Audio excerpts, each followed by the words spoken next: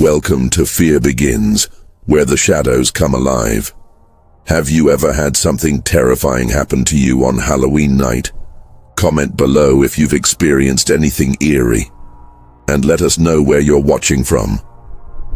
Tonight's story is about a small-town grocery store with a terrifying past, and a final shift no one came back from.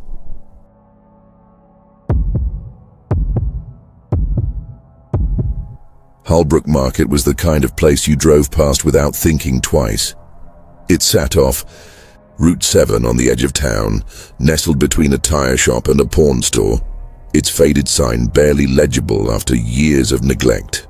Halloween was usually quiet in Halbrook, too small for a real parade, too rural for trick-or-treating to last past 8. But this Halloween, something was different. Caleb, a 17-year-old high school senior, had agreed to work the closing shift. He didn't really want to, but the manager had begged. Double pay for Halloween night. That meant something to Caleb, who was saving up for a used car. So he agreed. The market was open until midnight. Usually business died around 9, and by 10, the place felt abandoned. Caleb arrived at 5 p.m., the sun already setting in streaks of orange and purple behind the trees. Inside, the store was nearly empty. Fluorescent lights buzzed overhead. A cardboard cutout of a smiling pumpkin greeted him at the door, faded and bent. Trish, the assistant manager, handed him the keys and a checklist.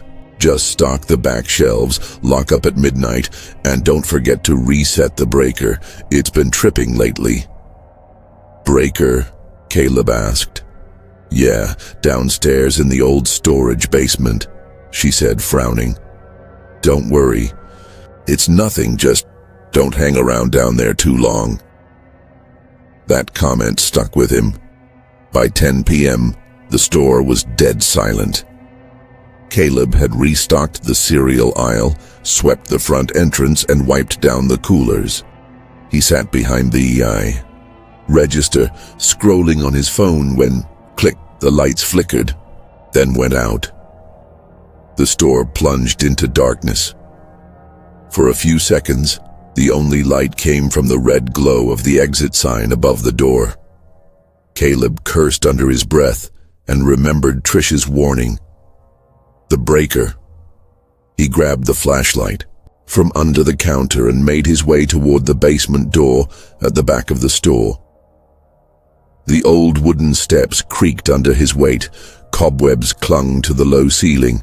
As he reached the bottom, the smell hit him, damp concrete, rust, and something faintly metallic. He found the breaker box and flipped the switch. The lights returned, but not all of them. The overhead lights in the basement flickered once, and then stayed off. That's when he heard the whisper. Caleb. He spun around. Trish. Silence. Then, shuffle, shuffle. From deeper in the basement, he raised the flashlight. There, in the far corner, stood a figure. Tall, thin, dressed in a dark store uniform, but wrong. The head was tilted at an impossible angle, its mouth gaping wide with no sound. Caleb stumbled backwards, slamming into a shelf. Boxes tumbled. He turned to bolt back upstairs, but the basement door had closed. He twisted the knob. Locked. Bang!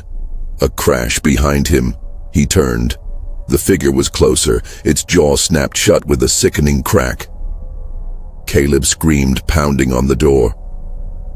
Let me out. Then silence again. The flashlight flickered. He turned back toward the basement. The figure was gone. He felt cold air rush past him, as if someone had just walked by. Then the door opened on its own. He didn't question it. He ran. Upstairs, the lights were back on. The register was running. Everything was normal. Except it wasn't. On the monitor behind the counter, the security feed glitched. Each screen showed the store. Empty. Then one screen blinked. A still image appeared, a grainy black and white photo of Caleb standing behind the register. Except he wasn't moving. He wasn't blinking.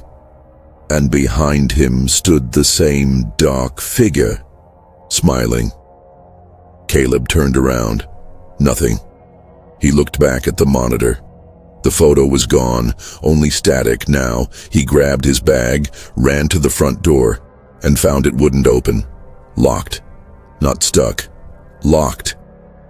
He turned to call 911, but his phone had no signal.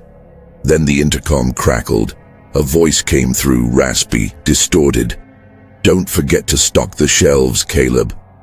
All the lights shut off again. That's when the whispers returned. Not just one voice this time, dozens. He stayed too long. He heard the name. Now he belongs here. Caleb never made it out of Halbrook Market. When the morning crew arrived, the store was empty.